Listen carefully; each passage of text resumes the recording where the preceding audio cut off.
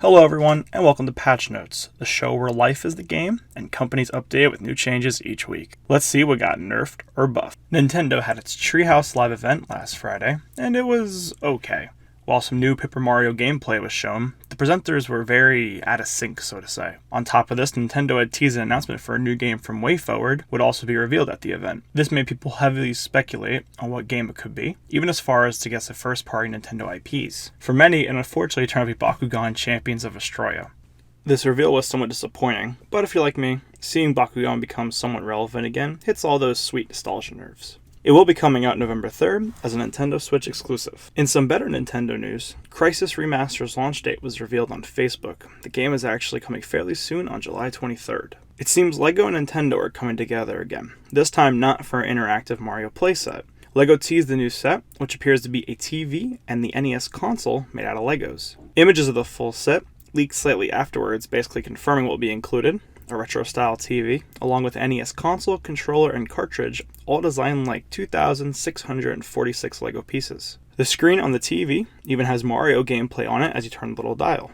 A day after the tease, it was officially confirmed on LEGO and Nintendo's Twitter accounts. The set will release August 1st for $229.99 USD. Not sure if this counts as a nerf or a buff, but an original sealed copy of Super Mario Bros. For the NES has been sold at auction for $114,000 USD. This transaction is now the new record holder for the most money in the sale of a single video game.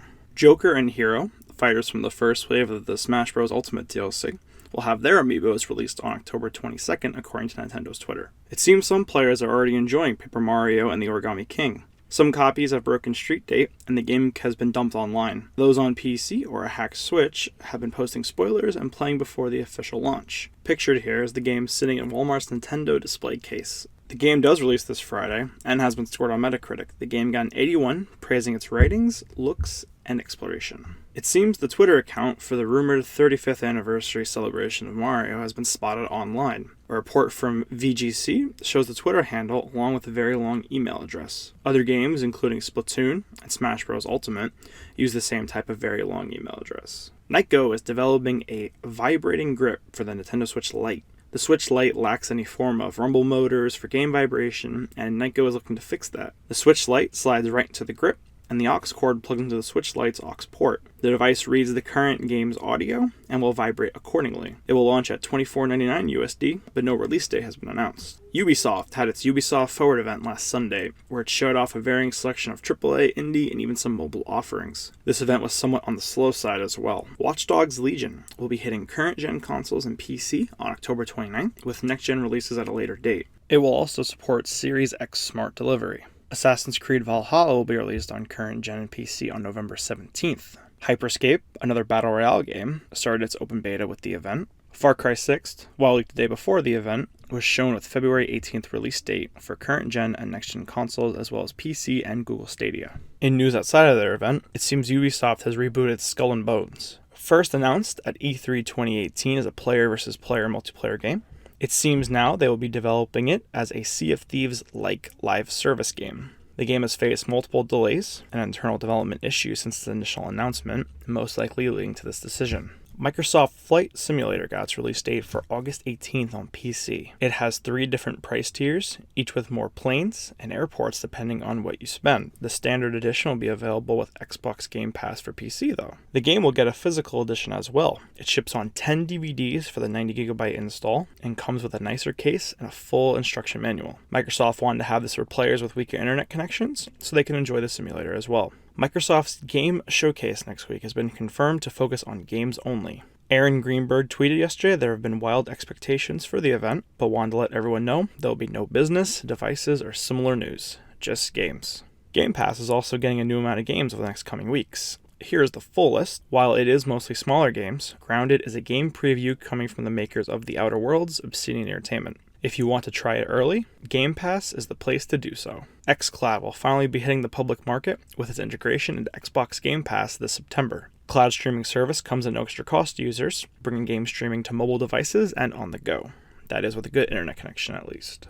Sony had a lot of rumors over the last week over the PS5 pricing. It seems everyone's on edge to get new information about these next-gen consoles. Nothing official in terms of pricing or other information has been released as of yet.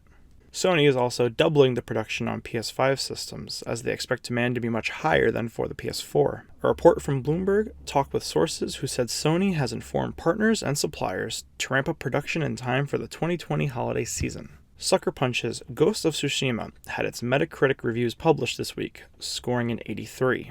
Atari has finally announced its VCS system pre-orders after a trail of delays, issues, and miscommunication about the system. The all-black Onyx base starts at $279.99 USD. If you want controllers though, be ready to add an extra $120 USD, as the base console does not include any controllers. The classic joystick and modern controller are each $59.99 USD. Walmart's website, it will be shipping on November 27th. Google had its Stadia Connect last Tuesday, showing off new exclusives, other games coming to the service, and even some new features. Click and Play, a function where streamers and content creators can include Stadia links in the descriptions of their content, leading the viewer instantly into a game. It works with any Stadia device and includes any game purchase on their storefront or that comes with Stadia Pro. Some examples from the Connect's description are shown here. Orcs Must Die 3 was shadow dropped at the event and is exclusive to the Stadia platform. It comes free with Stadia Pro subscription or is available on the storefront for $29.99. Google will also be working with studios Harmonix, Uppercut Games, and Supermassive Games to bring new titles to Stadia. The project themselves were not announced, but it was mentioned that more information would be available soon.